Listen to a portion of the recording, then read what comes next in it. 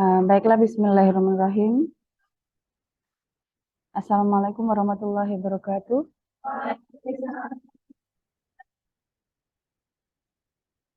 Kita akan melanjutkan pembahasan masih pada materi yang pertama ya. Kalian masih pada materi yang pertama apa kedua? Kedua ya. Sampai pada pembahasan kombinasi linear gitu ya. Kita lihat pada pertanyaan-pertanyaan yang kalian buat. Kalian sudah mempelajari rekaman baik rekaman yang pertama sama yang kedua ya. Minggu pertama sama rekaman yang terakhir itu sudah kalian lihat ya. Sudah kalian pelajari ya.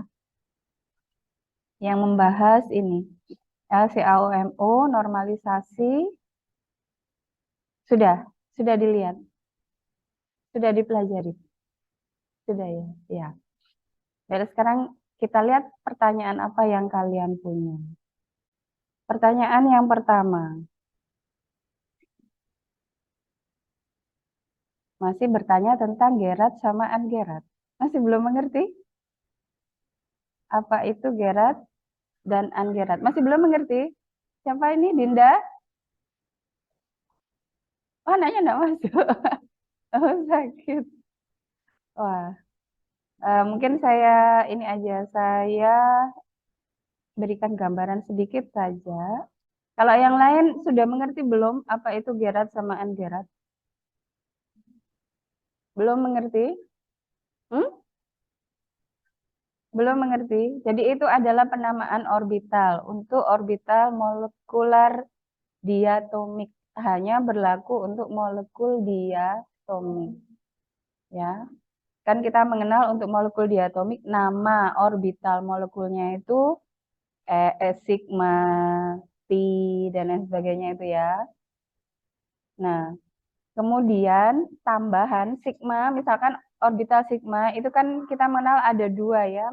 Kalau dari penggabungan orbital 1s misalkan, kita akan mengenal ada sigma bonding sama anti bonding.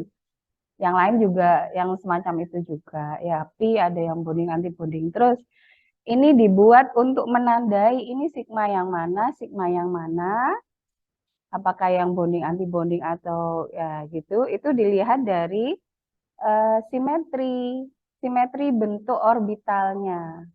Bagaimana bentuk orbitalnya itu kalau dioperasikan suatu operasi inversi. Inversi itu adalah pembalikan melalui suatu titik pusat inversi. Pembalikannya itu dibuat secara diagonal. Ya. Jadi saya misalkan punya HP gini. Ya. Ini kalau dibalik secara diagonal, titik inversinya itu ada di tengah. Ya. Kalau dibalik secara diagonal, yang ujung sini itu harus berpindah ke ujung sini. Ya, ini inversi diagonal. Moga-moga ini bisa ya. Saya agak susah ini kemarin soalnya.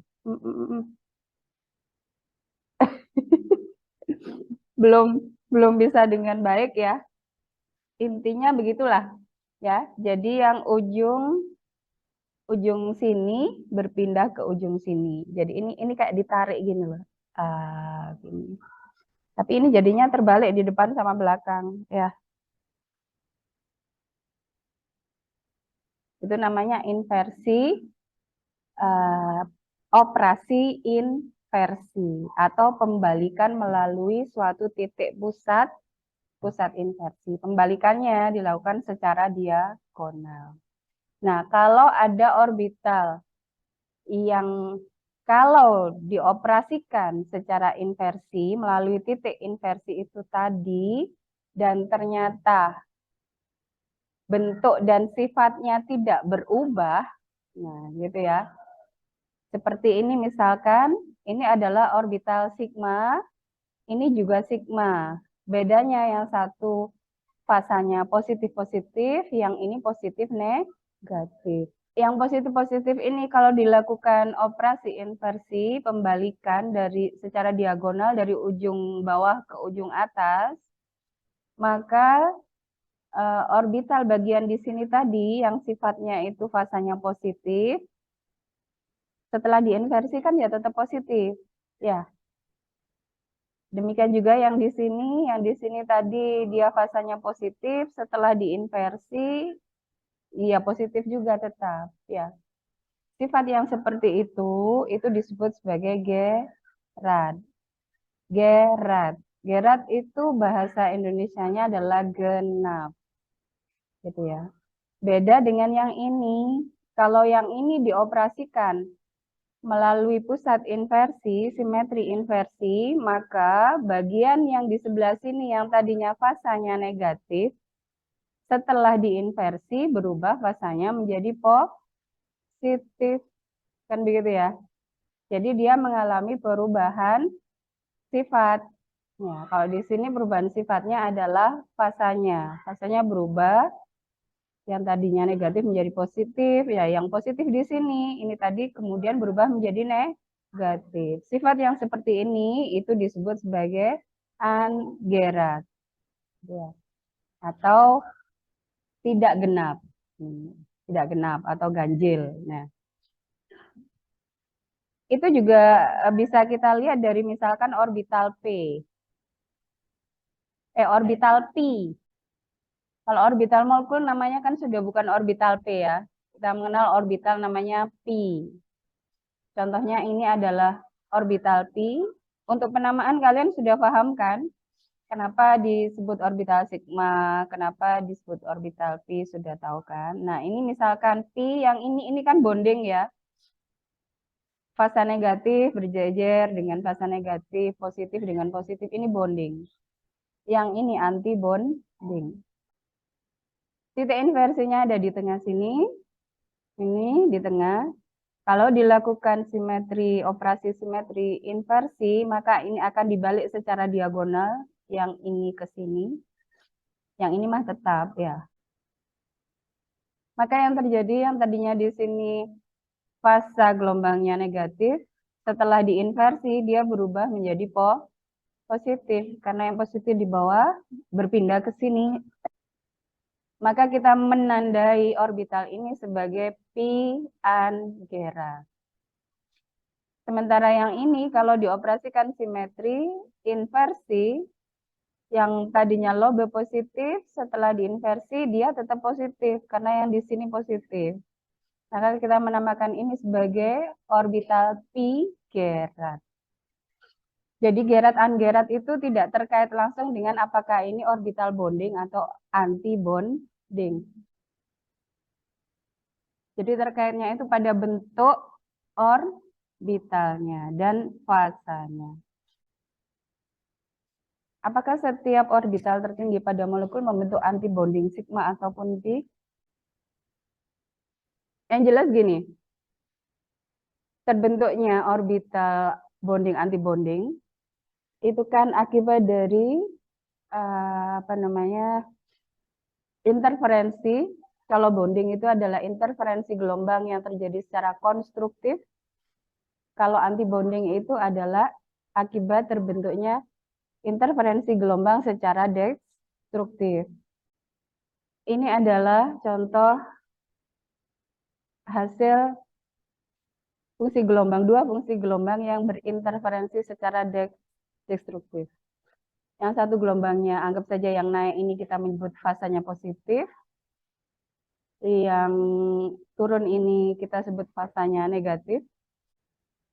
Ini inti atom A, ini inti atom B yang membentuk molekul.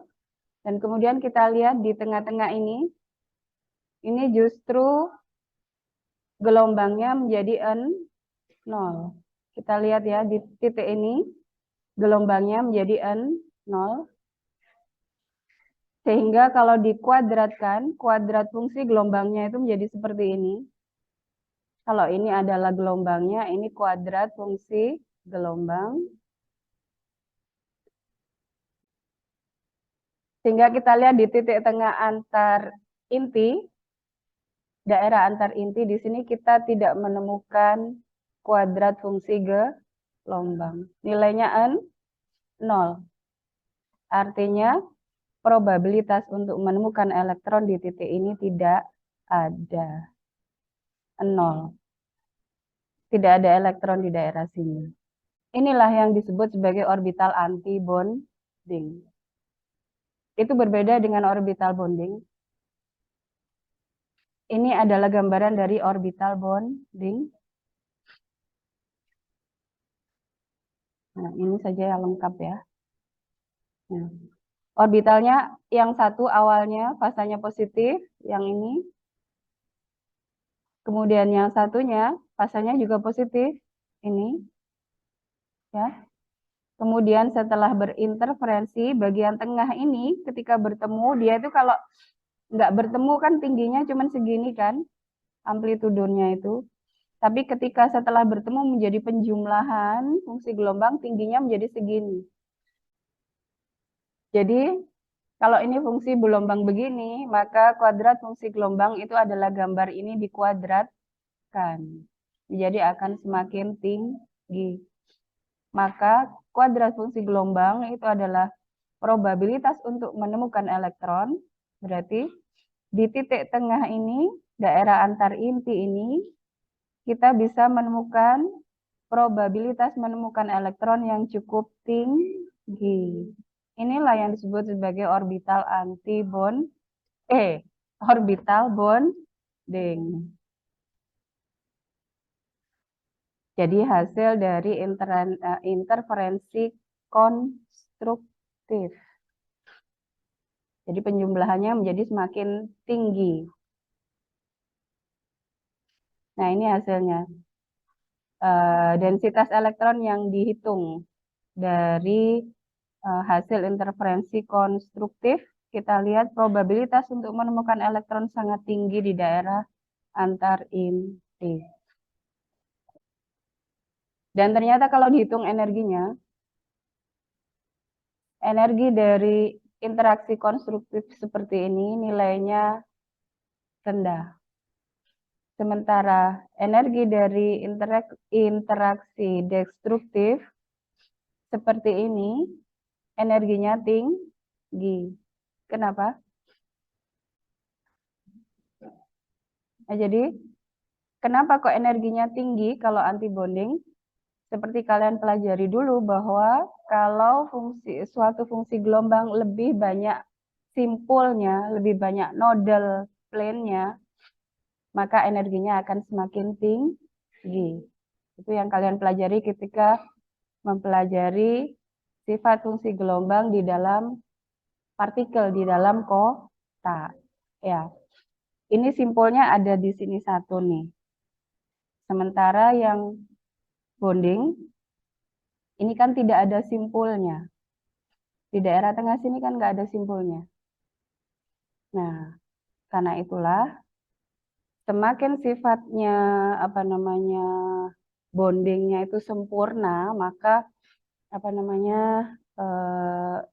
interferensinya positif itu maksimal, maka energinya akan semakin rendah.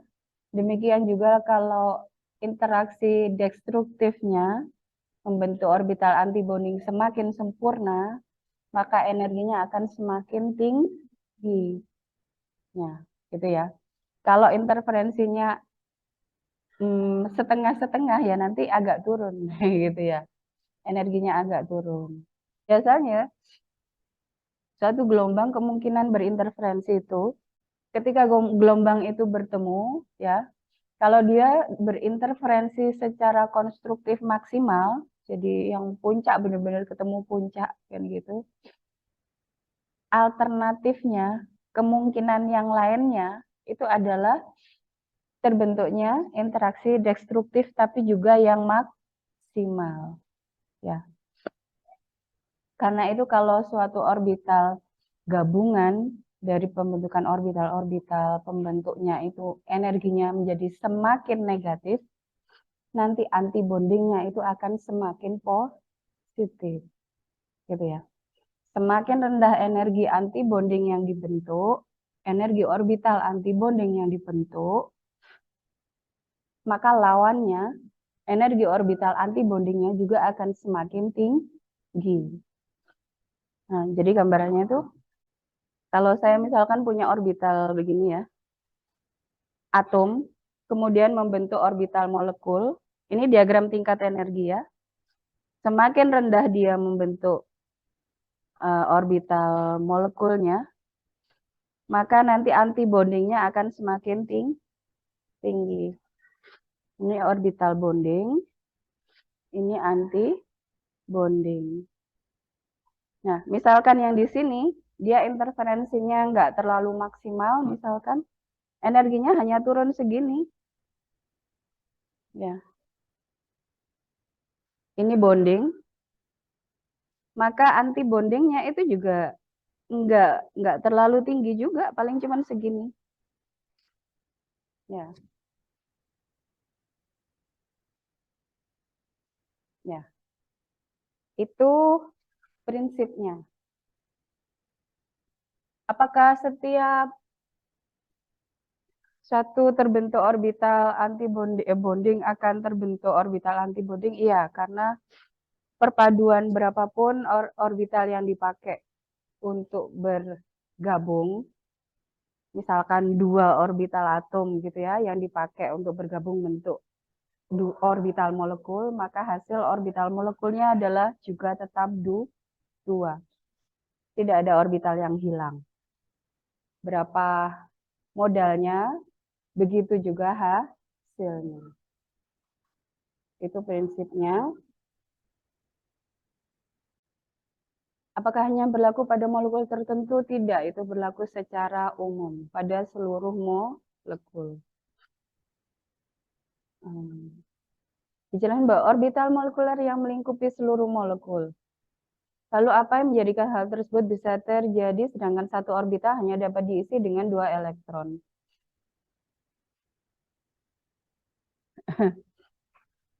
Emang kenapa kalau satu orbital hanya diisi 2 elektron, tapi kemudian semua orbital itu melingkupi seluruh molekul? Ya, misalkan begini ya.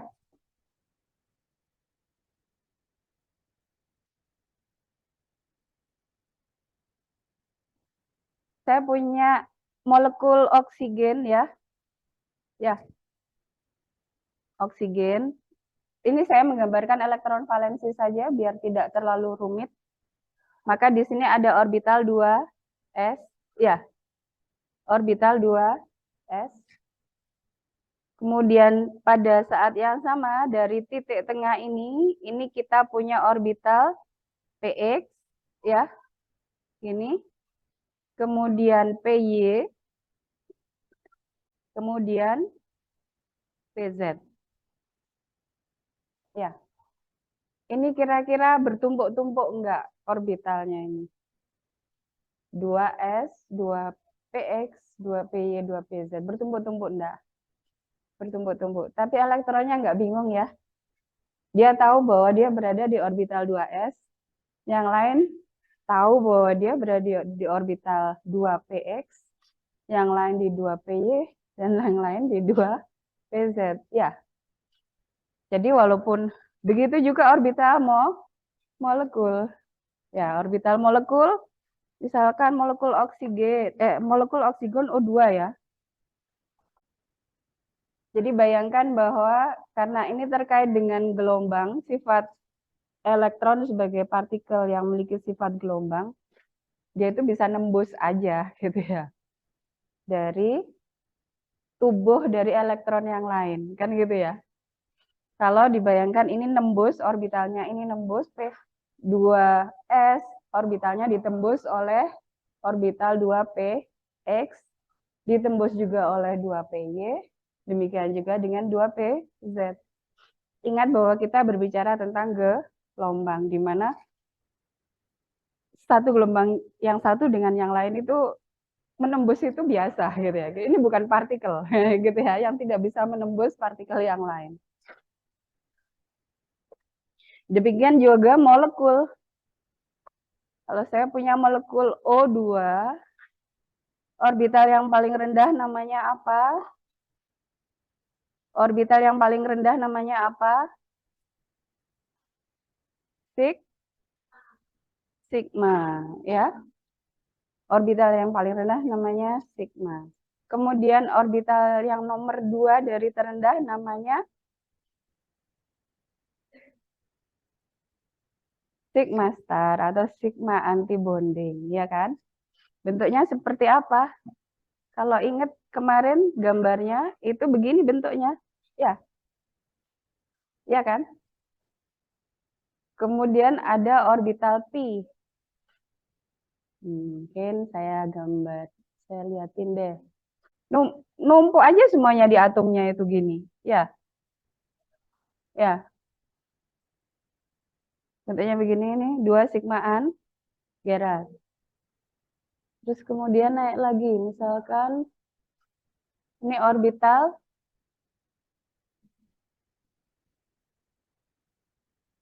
pi, apa ini? Pi an Gerard. Ya, ini adalah pi an Gerard. Ini biar kelihatan atomnya, tak liatin atomnya ya. Hmm.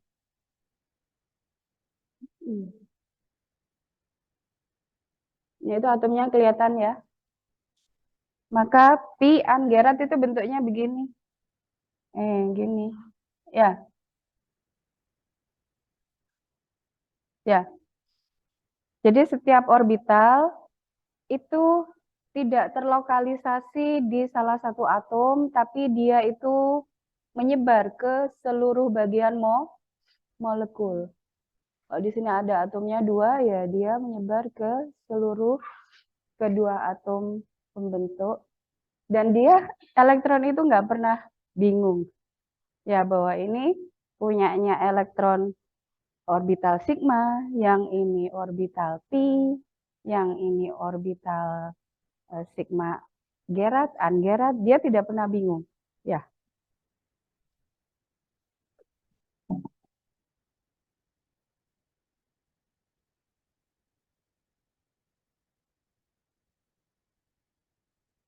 ini tadi tidak di-share. Ini perlu saya share ya. Ini tadi berarti namanya orbital pi ya, yang ini. Yang ini sigma Gerard, yang ini sigma Gerard, yang ini 2 sigma Gerard. Naik lagi yang ini 1 pi Gerard, yang di atasnya 1 pi Gerard juga sama, yang di atasnya. Nah, ini yang namanya 1 pi Gerard. Ya, kenapa Gerard? Ini anti bonding ya, anti bonding tapi untuk pi Gerard. Karena kalau diinversikan secara diagonal, maka daerah yang sini hijau pindah ke sini, dia tetap hijau. Maka dia namanya Gerard. Nah, sekarang pertanyaan yang lain. Tadi pertanyaan, orbital molekular dapat melingkupi seluruh molekul. Bisa terjadi, bisa. Dan kenyataannya dia tidak bingung. Dan orbital 1 sigma tidak bercampur dengan orbital 1 sigma star. Tidak bercampur juga dengan orbital pi. Ya kan? Walaupun mereka berada di dalam ruang yang sama. Ya.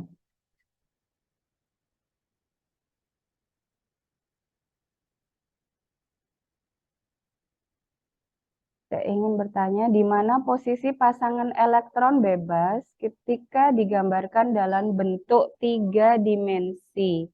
Apakah pasangan elektron bebas dianggap tidak ada? Pasangan elektron bebas itu maksudnya apa ya? Jadi kalau saya punya molekul O2 gitu ya, saya punya molekul O2, ini konfigurasi elektron keadaan dasarnya apa? 1 S2, 2 S2, Ketika sudah menjadi molekul, namanya apa? Orbitalnya? Nama orbitalnya apa? Hah? Apa? sp2. Enggak, ini berdasarkan teori orbital molekul. Ini tadi nama orbitalnya apa? Yang pertama sekali, nama orbitalnya apa? Ini, yang pertama sekali. Ini namanya orbital sigma. Gerard ya. Kemudian yang kedua ini. Namanya orbitalnya sigma star. Atau kalau dinamakan dari simetri namanya sigma and Gerard. Terus kemudian di sini tadi juga ada orbital. Apalagi bentuknya pokoknya yang ini ya, yang tengah ini. Kemudian ketemu dengan ada satu cuping di sini, ada satu cuping juga di sini. Ini namanya orbital apa? Orbital sigma juga ya. Sigma Gerard. Cuman pada kulit ke-2. Kalau ini pada kulit ke-1. Terus tadi mestinya ada sigma Gerard tapi tidak kita lihat. Kita langsung ke sini. Ini namanya orbital apa? Pi. Pi apa ini? Gerard apaan Gerard? Pi kalau bonding dia Gerard atau Gerard? Kalau bonding dia Pi Gerard. Ya. Nah, sekarang kalau kita menanyakan konfigurasi elektron molekul O2, maka namanya sudah bukan S lagi, tapi 1 sigma Gerard, isinya 2 elektron, gitu ya. Kemudian naik ke 1 sigma Gerard, ini anti bonding, isinya 2 elektron. Naik ke 2 sigma Gerard, isinya 2 elektron. Naik lagi ke 2 sigma Gerard, isinya 2 elektron. Baru kemudian ke orbital Pi. Ya, Pi ini sebenarnya yang pertama ada sigma dulu. Sigma yang berasal dari interaksi Px dengan Px. Gitu ya. Ada sigma, ini berarti berapa ini? Orbital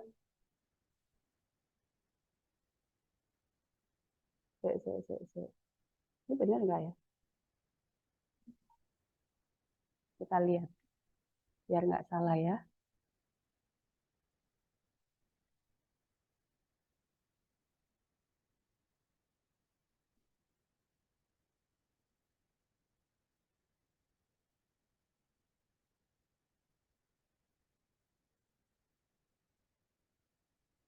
Ini yang terisi apa? 1 sigma Gerard isinya 2. 1 sigma Gerard isinya 2. Oh, ini soalnya dia langsung dari 2S ya. 1 S-nya nggak kelihatan. Jadi dia langsung dari sini. Terus kemudian 2 sigma Gerard isinya 2. Baru terus kemudian naik ke orbital pi, 1 pi Gerard. Kok 1 ya? 1 ya namanya. Oh iya. 1 pi Gerard isinya 2. Ini ada dua orbital energinya sama. Namanya juga 1 pi. Karena itu langsung ditulis aja begini. 1 pi Gerard isinya 4 elektron. Yang ini. Dan kemudian ada lagi 1 pi Gerard. 1 pi Gerard isinya 2. Ya. Dia ada di sini. namanya 1 pi gerad isinya 2 elektron. Kebetulan di sini elektronnya itu berada pada 2 orbital yang berbeda. Jadi orbital 1 pi gerad itu ada 2, masing-masing terisi 1 elektron, 1 elektron. Nah, gitu ya. Jadi ini konfigurasi elektron molekul O2. Kalau ini mau didetailkan, ini bisa menjadi begini loh. Pi Angera 2, 1 pi Angera 2, 1 pi gerad 1, 1 pi gerad 1. Ya, ini kalau mau didetailkan. Terus tadi pertanyaannya apa?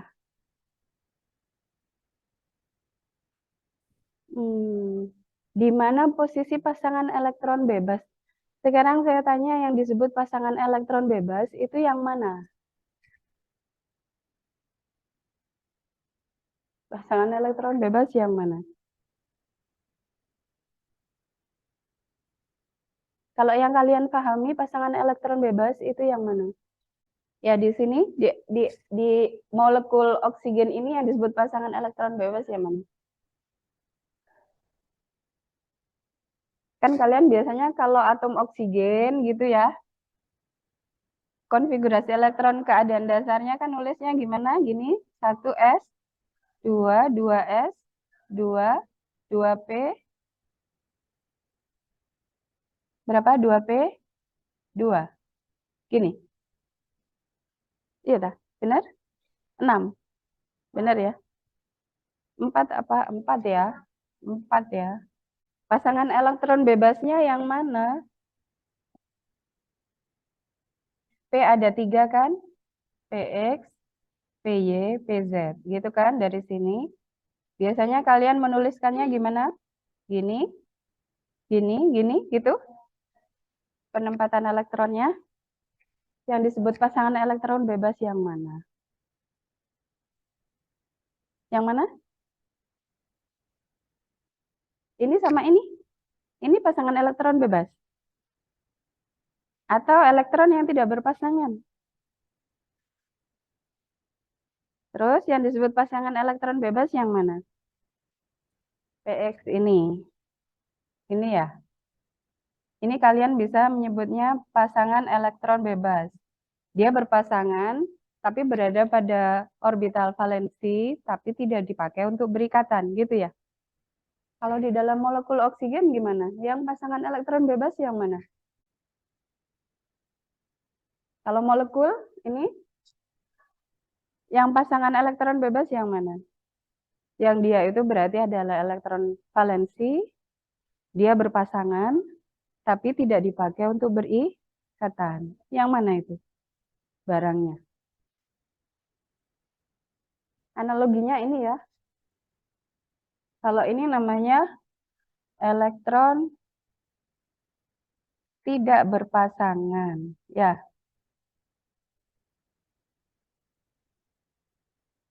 kalau ini pasangan elektron, jadi pasangan elektronnya, tapi bebas. Tidak digunakan berikatan. Ya, tapi dia elektron valensi. Nah, kalau di sini yang mana kira-kira? Pasangan elektron bebasnya.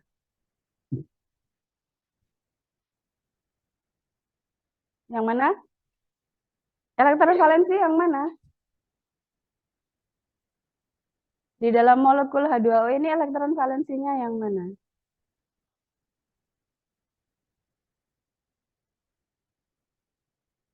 Elektron valensi itu elektron yang terluar. Di sini elektron yang terluar yang mana? Kamu bisa lihat dari tingkat energinya kan? Elektron yang terluar yang mana? Yang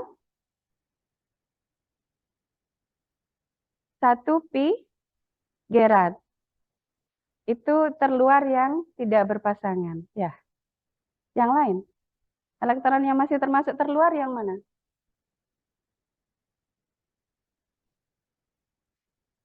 Yang mana?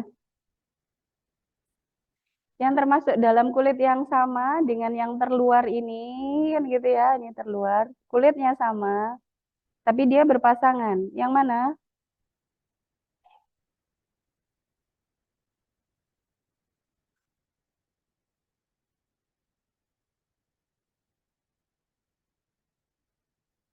Yang mana?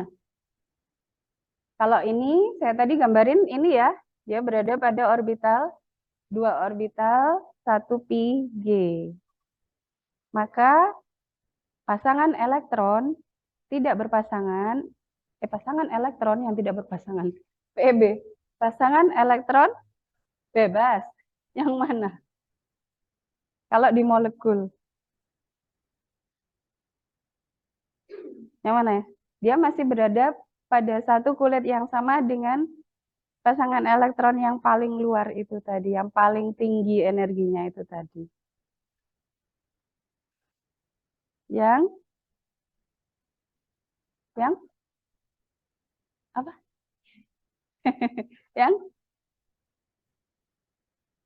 yang masih dalam kulit yang sama. Yang mana?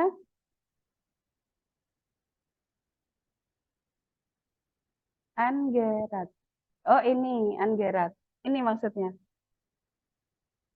Apakah ini PEB untuk molekul oksigen? Yang lain gimana? Sepakat? Ya benar. Inilah PEB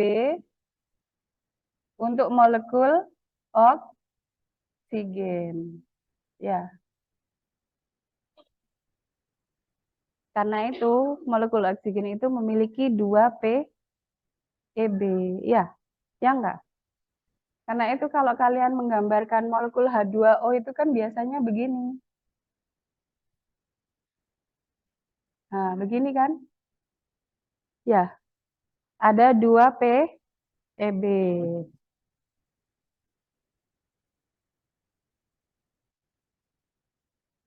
Tadi pertanyaannya apa?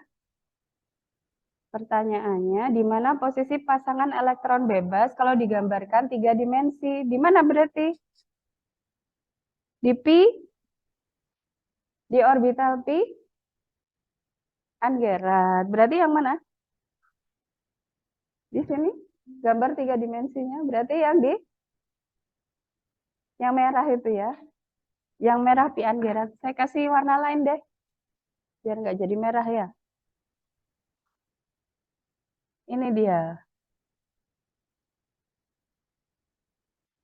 Ya, ini pasangan elektron bebas. Ya, ada 2 yang kayak gini. Orientasinya yang lain. Yang satu mungkin begini, yang satunya begini. Ya gitu ya.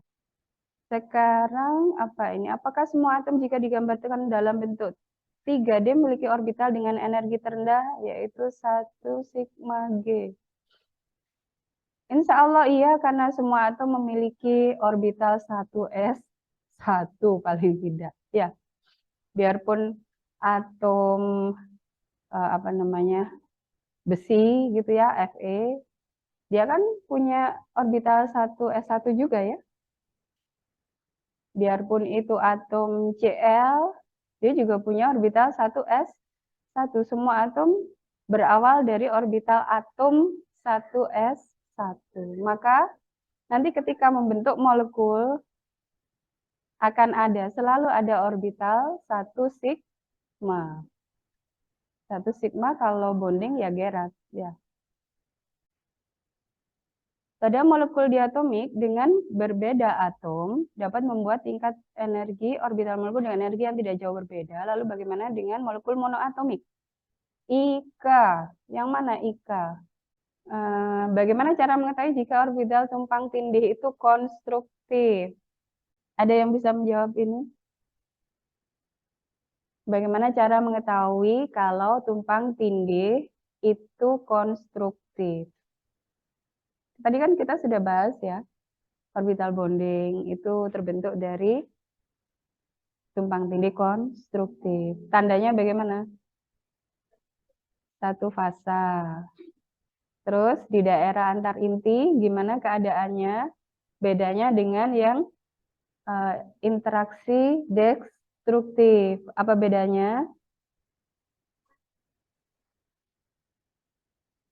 Betul. Jadi pada orbital bonding, hasil interferensi konstruktif, kita akan menemukan adanya probabilitas menemukan elektron di daerah antar inti.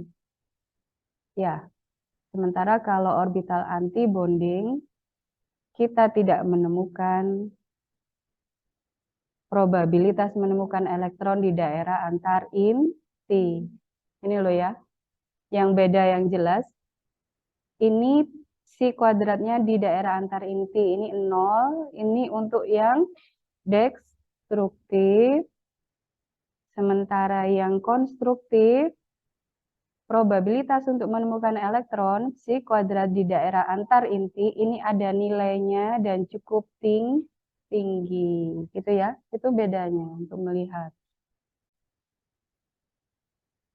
Kemudian pertanyaan yang lain, untuk memperoleh kombinasi linear harus menuju energi molekul yang paling rendah. Miftahul Firdaus, ini yang mana? Miftahul Firdaus. Oh iya. Ya, ini akan kita bahas pada pertemuan berikutnya ya. Karena pirantinya belum kalian kuasai. Insya Allah ke pertemuan berikutnya. Dalam pembentukan LCAO, suatu orbital atom harus saling tumpang tindih. Mengapa demikian? Saya luruskan dulu. Jadi prinsip beda antara teori ikatan valensi dengan teori orbital molekul itu adalah sesungguhnya pada teori ikatan valensi, prinsipnya adalah ikatan itu terjadi akibat tumpang tindih orbital-orbital atom. Gitu ya.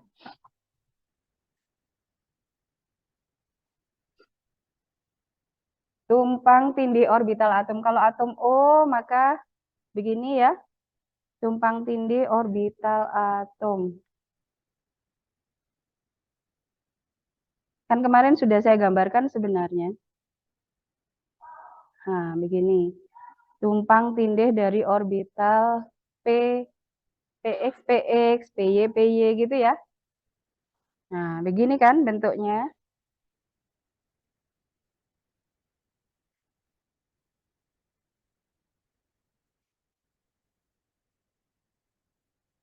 Nah, misalkan ini tumpang tindih dari PX. Nah, ini PY, PZ. Ini PY, PY, PZ, PX. Nah, kan gini. Tumpang tindih antara orbital atom. Kalau di sini PX dengan PX. Dia bentuk ikatan sigma. Terus tumpang tindih sedikit antara orbital yang berdekatan. Ini orbital P. Ini kalau menurut teori teori ikatan valensi. Sementara pada teori orbital molekul yang terjadi apakah tumpang tindih? Ini menurut teori orbital molekul. Apakah yang terjadi tumpang tindih? Dilihat dari sini, dari gambar ini. Apakah ikatan itu terbentuk akibat tumpang tindih orbital atom? Yang di sini? Yang di sini? Kalau yang di sini kelihatan benar-benar tumpang tindih dari orbital atom penyusunnya. Kalau yang di sini gimana? Tidak. Yang terjadi bukan tumpang tindih orbital atom. Yang terjadi itu adalah orbital-orbital atom itu melebur membentuk suatu orbital baru namanya orbital molekul. Di sini namanya ada sigma G, sigma U, PU, PG, dan lain sebagainya. Baru terus kemudian elektron itu mengisi orbital-orbital ini. Nah, gitu ya. Mengisi orbital-orbital ini sesuai dengan tingkat energinya. Yang paling rendah yang diisi terlebih dahulu. Naik, naik, naik, naik. Semuanya diisi. Gitu ya. Akhirnya kemudian dihitung bond ordernya. Apakah terjadi ikatan atau tidak. Dihitung bond ordernya. Gitu ya. Itu prinsipnya. Beda sekali prinsip sudut pandangnya berbeda sekali.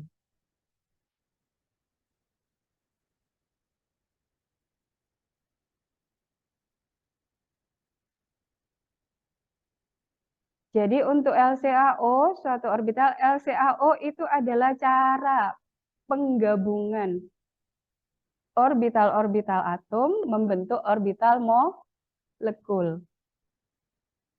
Pertanyaannya, apakah pembentukan LCAO suatu orbital atom? Ini pertanyaannya juga nggak benar. LCAO nggak mungkin punya orbital atom. LCAO itu menghasilkan orbital molekul. Ya, hasil LCAO itu adalah orbital molekul, bukan orbital atom.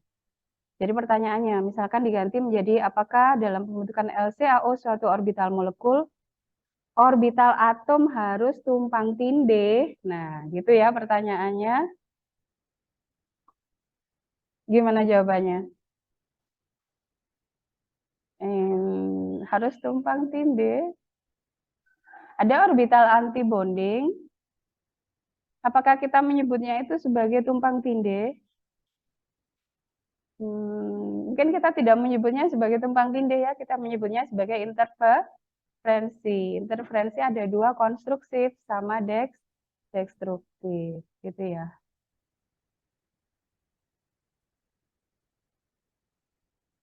Apakah harus tumpang tindih?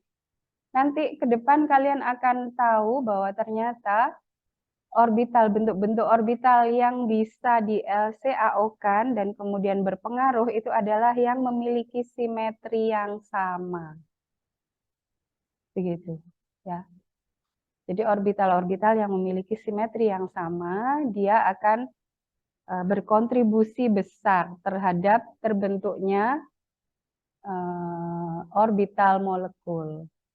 Kalau simetrinya tidak sama, dia tidak terlalu berinteraksi secara banyak. Nah, gitu ya. Apa ini? Apakah untuk mendapatkan fungsi gelombang elektron harus dengan energi terendah? Nah, ini kita bahas pada pertemuan ke depan ya. Bagaimana ya untuk menentukan sebuah grafik itu menunjukkan suatu orbital? Widya. Widya yang mana? Widya yang mana? Widya? Maksudnya apa ini pertanyaannya? Grafik apa ya ini maksudnya?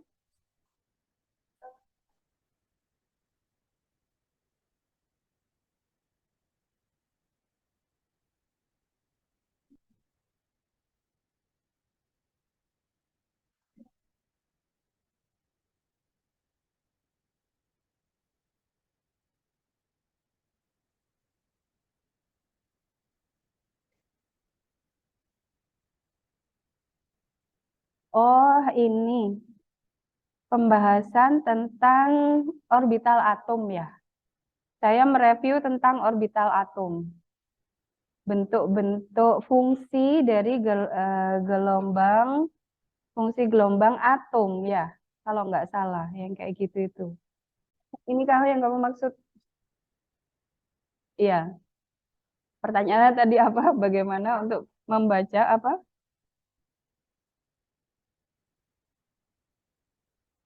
Bagaimana menentukan sebuah grafik itu menunjukkan suatu orbital? Bagaimana menunjukkan bahwa sebuah grafik itu hmm,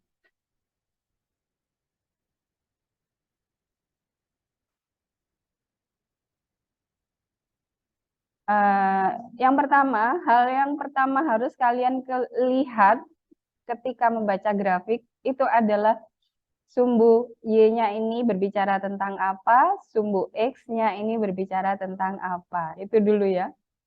Karena misalkan walaupun sama-sama ini berdiri dan ini mendatar, kalau yang satunya sumbunya ditulis namanya energi, yang satu jarak, maka ini berbicara tentang hal yang berbeda. Kalau grafik yang lain, sumbu Y-nya ini tulisannya adalah jumlah motor, dan yang di mendatar ini adalah jumlah orang. Nah, gitu ya. Jadi, pertama-tama yang harus dilihat ketika melihat suatu grafik apapun itu adalah apa sih sumbu Y-nya dan apa sih sumbu X-nya. Ketika sudah begitu, maka kalian akan tahu ini sedang berbicara tentang apa. Kalau ini kita lihat sumbu Y-nya, X-nya semuanya sama kan? Ya. Ini semua sumbu Y-nya dan sumbu X-nya sama kan? Dia berbicara tentang hal yang sama kan? Apa ini maksudnya ZR per A0? Ini harus dilihat ke sini. Kelihatan enggak ini?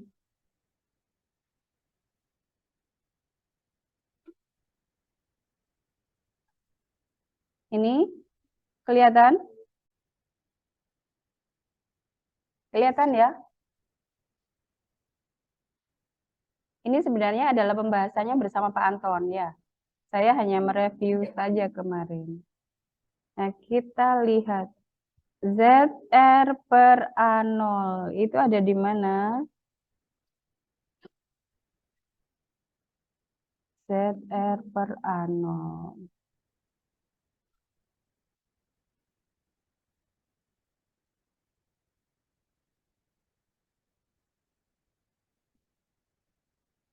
Sini dibaca A itu sama dengan A0 ya. A sama dengan A0. Berarti di sini adalah A0. Ru itu adalah 2Z per N A kali R. Gitu ya, dengan A sama dengan ini. Jadi grafik itu sebenarnya sedang membicarakan tentang fungsi ini. Ya, fungsi ini. Di mana fungsi ini fungsi apa namanya? Fungsi gelombang radial, hidrogenik. Jadi ini berbicara tentang bagian fungsi gelombang yang bagian radial. Kan konteksnya kita ketika membicarakan fungsi gelombang punyanya atom, itu merupakan kombinasi atau perkalian dari fungsi gelombang radial dikalikan dengan fungsi gelombang angular. Kan gitu. Ini membahas hanya fungsi gelombang radial. Fungsi gelombang ketika dilihat perubahannya terhadap jarak. Ya, jarak radial. Nah, cuman ini disusun ulang saja. Masing-masing persamaan ini bentuk fungsinya seperti ini untuk 1S, ini untuk 2S, begini fungsinya. Ya, begini. Cuman disusun ulang saja sehingga kemudian bisa memberikan suatu hubungan seperti ini. Ada hubungan antara suatu Y itu sama dengan bla bla bla bla bla X. Ya gitu ya. Di mana Y-nya itu kemudian menjadi ini. Y sama dengan R per Z, R per Z. Apa itu? A0, R per dalam kurung Z per A0, kan gitu. Z per A0, pangkat 3/2. Ya, pangkat 3/2. Sementara X-nya ini dibuat sedemikian rupa sehingga bernilai ZR per A0. Begini. Ya, itu sebenarnya dikonversi dari masing-masing persamaan ini. Ya bisa kalian coba sendiri ya. Misalkan di sini keterangannya bahwa A sama dengan A0. Ya berarti A ini sama dengan A0. Kemudian Ru, ini kan ada Ru ya. E pangkat minus Ru per 2 ya. Ru-nya itu dimasukkan, nilainya adalah 2Z per NA kali R. Gitu ya. Dimasukkan. Ya nanti sehingga akhirnya kalian bisa memiliki persamaan yang bentuknya kayak begini. Kalau sudah punya bentuk persamaan seperti itu, maka kalian akan bisa membuat hubungan suatu grafik. Nah, Y-nya ini adalah R per Z per A0 pangkat 3/2 lawan ZR per A0. Ya, ternyata fungsi-fungsi yang seperti ini, ya, yang 1S, orbital 1S, kalau digambarkan fungsinya bentuknya seperti itu, kalau digambarkan ternyata dia membentuk gambar seperti ini. Gitu ya. Kalau yang 2S, 2S, berarti yang ini persamaannya. Kalau digambar, dia ternyata bentuknya,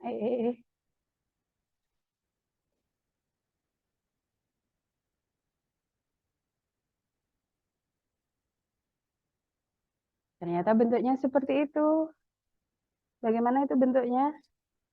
Begini. Nah, begini ya. Oh, enggak sampai lewat ini. Enggak sampai lewat ini. Nah, kayaknya begini. Ya, ternyata begitu bentuknya. Ya, dan seterusnya. Maka ini kamu bisa menuliskan yang ini itu untuk N sama dengan 1, L-nya sama dengan 0. Ini orbital 1 S. Yang ini N-nya sama dengan 2, L-nya sama dengan 0. Maka ini orbital 2 S. Begitu ya. Itu cara membaca grafiknya mana yang 1S, 2S, dan yang lain-lain. Gitu ya. Tapi ini hanya baru bagian fungsi gelombang radial. Ya. Sementara fungsi gelombang atom, dia harus merupakan perkalian bagian fungsi gelombang radial dikalikan dengan fungsi gelombang anguler. Kita lanjut ke pertanyaan berikutnya.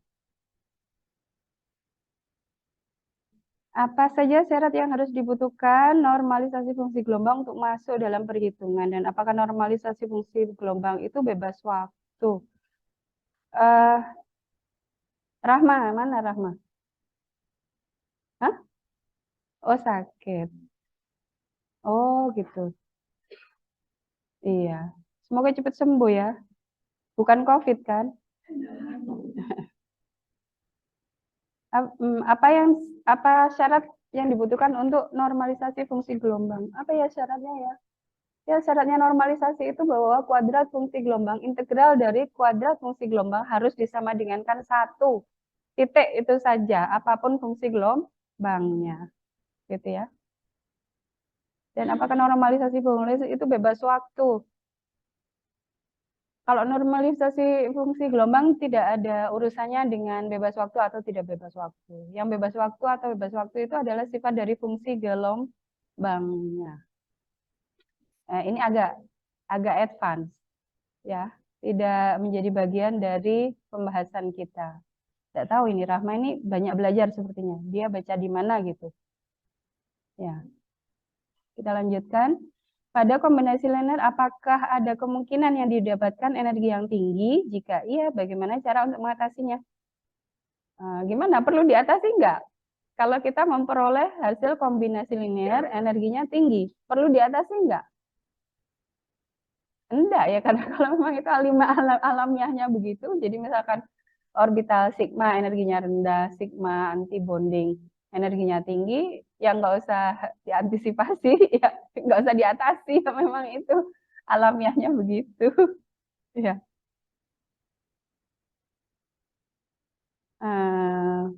Mengapa gelombang kombinasi atom orbital dapat bernilai negatif pada fase yang berbeda? Nilainya tidak negatif ya, tapi 0 ya. Kalau kombinasi dengan fasa yang berbeda itu ya.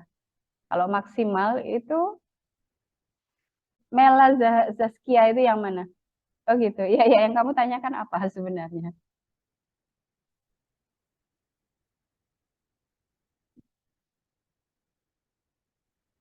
Apa maksudnya itu ini gambar yang semacam ini?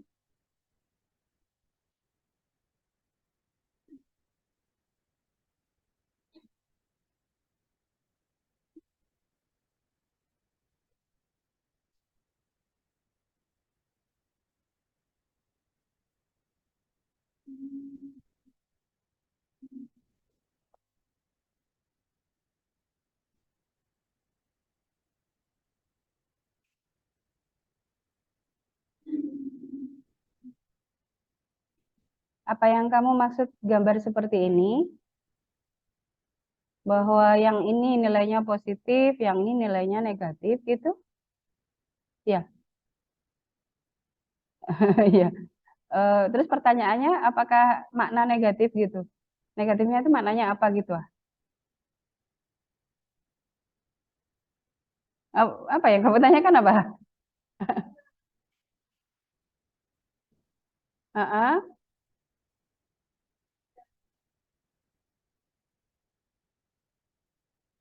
Oh, oh, itu namanya hasil interferensi. Hasil interferensi gitu tah?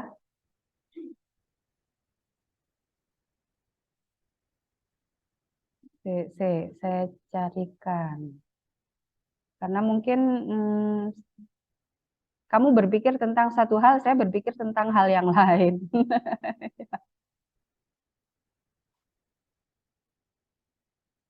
Sudah lewat kali ya. Hmm,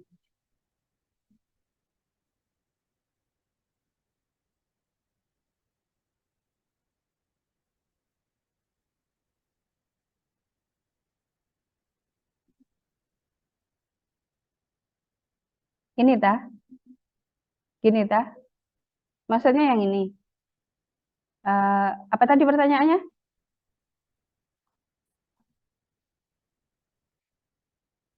Fase yang berbeda bernilai negatif.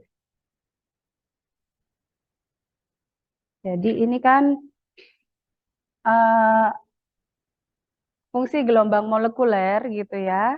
Ketika terjadi interaksi interferensi, ada dua kemungkinan kan.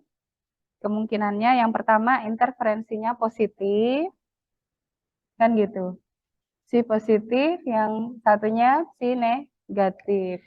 Yang disebut si positif itu merupakan interaksi konstruktif dari orbital atomik A dengan orbital atomik B. Sementara psi negatif itu merupakan hasil interferensi destruktif dari orbital atom penyusunnya. Ya, kalau digambarkan ini interaksinya misalkan ini gelombang A, ini gelombang B, gini ya. A, ini B, hasil interferensinya nanti begini, gini. Ini atom A, ini atom B. Sementara kalau ini interferensinya negatif, begini, dia ketemu dengan yang begini. Ya, hasil interferensinya nanti menjadi begini. Begini.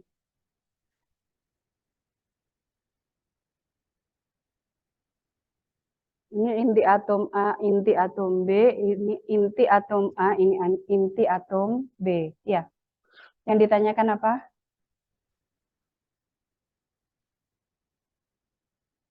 Apa yang ditanyakan? Oh, sudah jelas. Saya belum paham pertanyaanmu, kamu sudah jelas. Jadi maksudnya kenapa disebut negatif gitu ya? Ya itu penyebutan aja. Sebenarnya dia tidak bernilai negatif atau positif, tetapi arah arah berputarnya gelombang itu loh yang beda ya. Yang ini arahnya naik, yang ini arahnya tuh turun gitu ya. Seperti spin nilainya ada minus setengah, ada plus setengah, sebenarnya tidak bernilai. Itu hanya menunjukkan dia berkebalikan arah spin. Ya, sama seperti itu ya. Apa ini? Hmm, untuk meyakinkan kalau elektron apa pada ruang tersebut bisa dilakukan normalisasi. Mengapa dalam persamaan tersebut disama dengankan satu Zulema? Yang mana Zulema? Jawabannya sudah ada di video yang terakhir saya. Semoga dia bisa melihat kembali ya.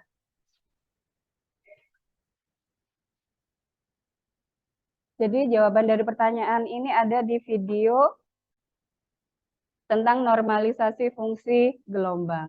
Kayaknya ini adalah pertanyaan terakhir. Jadi kebetulan waktunya juga sudah habis. Maka pertemuan kita kali ini saya cukupkan sekian. Semoga apa yang kita pelajari bermanfaat. Alhamdulillahirrahmanirrahim. Assalamualaikum warahmatullahi wabarakatuh.